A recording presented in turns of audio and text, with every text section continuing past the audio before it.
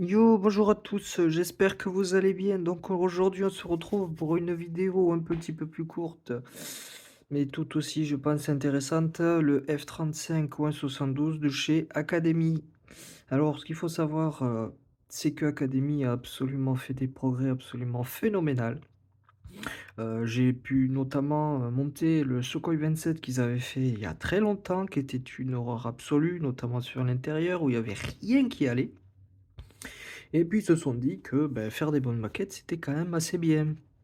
Et du coup, ils ont augmenté. Le premier, je crois, de mémoire, ça a été justement un F4 Phantom ou un 48 avec une nouvelle technologie et qui a pu, justement,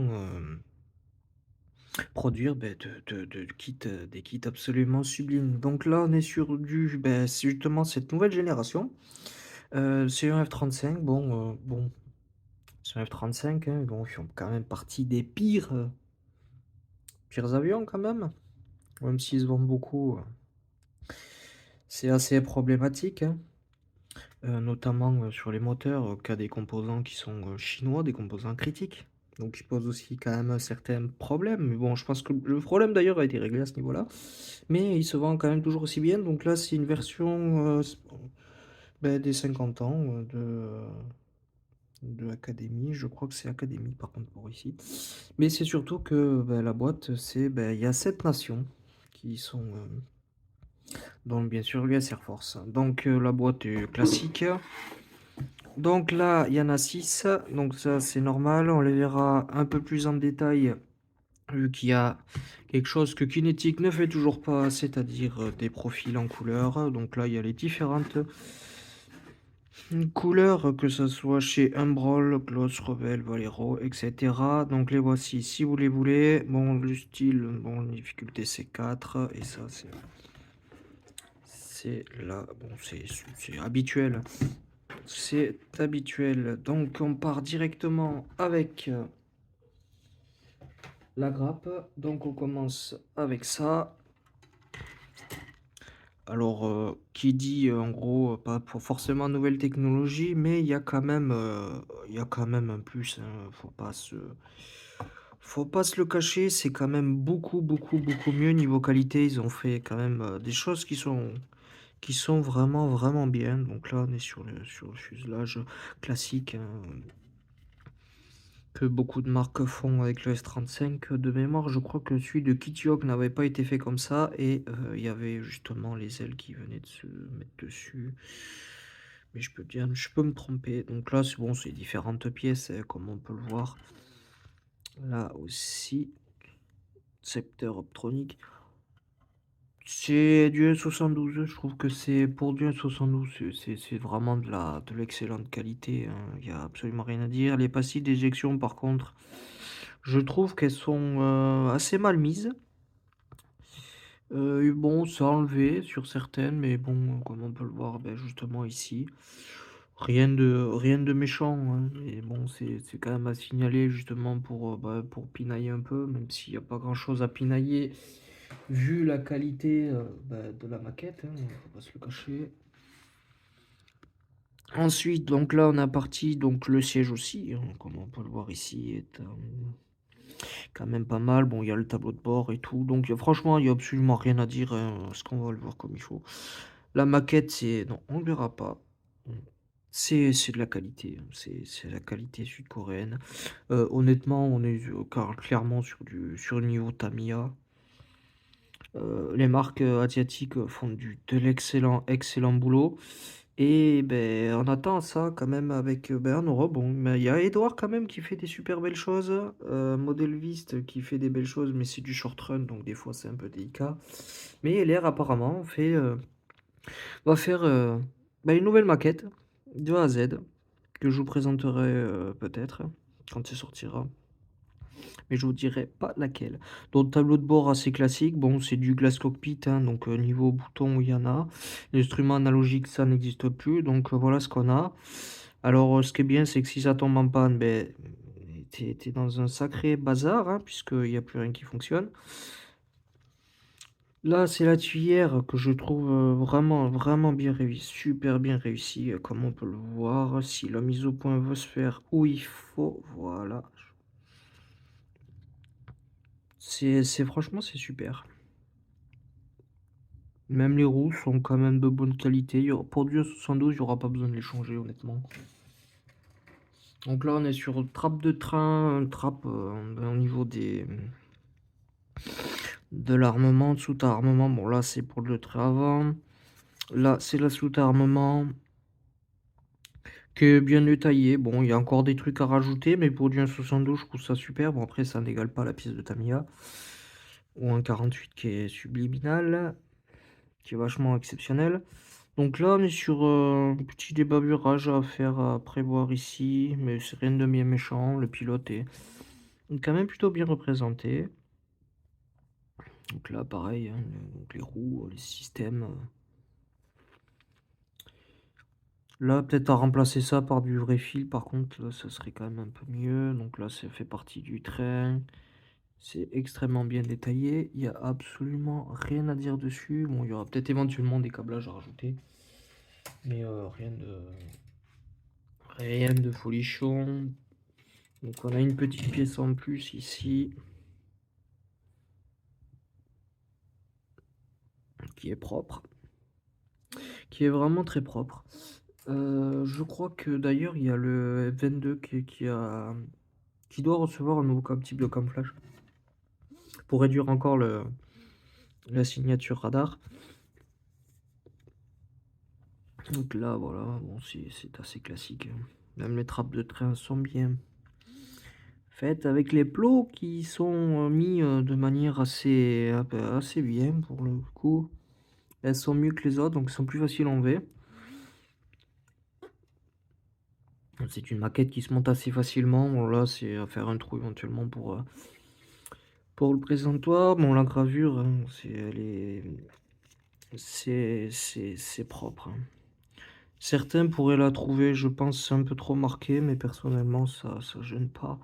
Après, avec les couches de peinture, ça doit un peu moins se voir. Là, pareil, donc ça, c'est corde de l'optronique. Enfin, donc ça, voilà. C'est plutôt correct. Plutôt correct. Il y a Tamiya qui l'a fait, ou un 72, mais c'est un qui, enfin pas le forcément, c'est pas la version A. Je crois que c'est la version B, mais c'est fait par Italeri, donc c'est Italeri enfin c'est Edo, pas, excusez-moi, c'est Tamiya qui a repris. Il y a Academy et je crois qu'il y a deux autres Revel aussi. Donc là c'est un planchant de 2 fois. Donc c'est les charges, il y a toutes les charges. Donc, bah, ce qui est bien, c'est que on met tout en soute, mais bon, on n'a pas cette de capacité offensive. Donc, du coup, bah, il faut mettre les emports et du coup, bah, la furtivité elle disparaît. Ça se fait au détriment de la furtivité. Bon, c'est classique, hein, les bombes sont faites de manière assez correcte. Les emports de charge aussi. Là, on se fait du coup assez classique, la verrière. Niveau vue, visuel et tout, oh, c'est correct, hein. Je préfère celle du moins celle qu'il y a justement sur l'F16, niveau vue, il y a pas mieux. Donc, on passe ensuite bah, sur les différents stencils et marquages de l'avion, enfin des avions, vu que, enfin, du moins, il y en a plusieurs. Donc, bon, c'est quand même assez classique, hein. Petit point noir éventuellement, c'est que c'est ici, je trouve ça pas tellement ouf les panneaux comme ça. Donc voilà, donc vous voulez pouvoir les différents pays. On va continuer avec la notice de montage. Bon, c'est une notice de montage assez classique. Du coup, c'est cette nouvelle technologie, le MCP, donc le Multicolor Parts, qui a apporté quand même un plus à la marque. Bon, ils mettent PE, mais il n'y en a pas, donc c'est bon, c'est notice quand même qui est assez classique. Notice un peu à la Tamiya, c'est ce qu'ils font quand même beaucoup, cette partie-là du monde. Notice qui commence du coup avec bah, justement les trappes de train principaux ainsi que la soute à bombe. Au niveau d'ensuite des entrées d'air, partie ici sur le cockpit. Ensuite, là, c'est quand même Ensu c'est quand même bien détaillé, parce que je trouve qu'il y a quand même, pas mal de pièces. Personnellement, je pense que je mettrais directement le pilote parce que, bah, il manque quand même le breulage. Bon, c'est du 72, c'est pas méchant, ça aurait été du 48, ça aurait été un peu plus embêtant. Donc le cockpit est le classique, hein, mais assez bien détaillé pour du 72. Ensuite, on attaque les trains d'atterrissage avec les pneus et le reste, les jantes, les différentes charges, du moins en bord de charge. On continue, donc du coup les trappes de train et les trappes de soute à bombe. Il y a la possibilité justement de faire tout fermer, donc c'est quand même assez classique. Là, on attaque du coup avec les différentes charges que l'on peut mettre sur l'avion.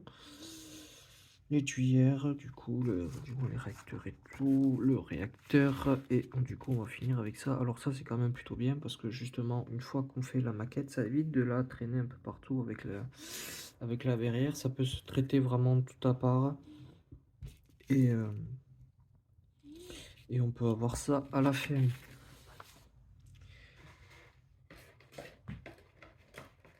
Ensuite, donc en couleur, point positif, point négatif de la dernière fois, c'était avec Kinetic. Il n'a d'ailleurs toujours pas compris ça, parce qu'on a fait, ça fait vraiment photocopie.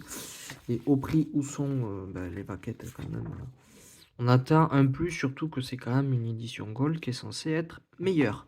Donc on commence du coup, bon, manuel 2, hein, avec un avion de la ROCAF, donc de la Corée du Sud, donc du 17e Swing. Donc c'est un avion pour l'entraînement du coup, puisqu'il est basé à la base de Luke, donc en Arizona, en juillet 2018. Donc ce qu'il faut savoir, c'est que pour la plupart des avions américains, il y a une partie des avions qui restent sur le sol américain justement pour pouvoir entraîner les pilotes avant de pouvoir les envoyer ensuite à leur pays destinataire. Donc ensuite, le deuxième de l'US Air Force, bizarrement, pas bizarrement, mais ils ont des bases en Corée du Sud, donc c'est F-35A du 34e Fighter Squadron, qui est normalement basé à l'Utah, mais là, il faisait justement une présentation de l'ATEX en 2017 en Corée du Sud. Ensuite, l'Italie, qui est quand même un partenaire assez majeur, parce que je crois même qu'ils fabriquent des pièces pour le F-35, qu'ils ont même une chaîne d'assemblage. Et ça, c'est vrai que je revérifie avec ça. Un autre de l'Italie, qui est ici. Donc, non, excusez-moi, c'est Israël, qui est un partenaire assez privilégié, vu que les avions sont modifiés localement en Israël directement, avec leur propre électronique. Donc, Italie, du coup, bon, c'est effectivement un partenaire aussi. Ensuite, l'Australie, avec le petit drapeau. Donc là, c'est aussi, là, lui aussi est en Australie. Donc, on continue. Là, on est sur un appareil néerlandais. Aux Pays-Bas. Donc les schémas sont vraiment classiques et monotones, ce qui est quand même assez dommage. Un plus, c'est quand même notamment sur le Rafale avec la version Qatari, qui change un peu avec les couleurs. La version norvégienne, qui est pareil. Donc là, pareil aussi en Norvège. Ça en fait quand même 7, ça en fait quand même pas mal. Bon, du coup, après les les différentes charges peignent avec les bonnes couleurs. Petite formation, il se peut que je fasse justement 2 vidéos par mois, mais il va y avoir dans ces vidéos, il n'y aura pas forcément une prochaine fois un unboxing, voire dans les jours prochains. Pour une raison simple, c'est que j'aimerais bien justement faire pourquoi pas légèrement, enfin du moins un tuto pour la base, ce qu'il faut vraiment pour débuter en maquette ou quoi, donc le matériel qu'il faut. Donc, je pense que ça peut être bien, notamment et pour les débutants, s'il y en a parmi vous. Donc voilà, on va quand même essayer de penser à ça. Il y aura toujours des unboxings temporairement. Et on va faire avec ça. Mais dans l'année, quoi qu'il arrive, c'est quand même prévu qu'il y ait justement du montage, rassurez-vous. C'est quand même c'est un peu plus long. C'est surtout au niveau du montage que c'est beaucoup plus compliqué. mais on va faire avec. On essaiera de faire son mieux et surtout, d'améliorer, la chaîne en qualité petit à petit. Donc, j'espère en tout cas que ça vous a plu. Pensez à vous abonner, vous êtes trop peu nombreux à ne pas être abonnés. N'hésitez pas à mettre un like, c'est important et à partager et puis moi je vous dis à plus. Tchuss.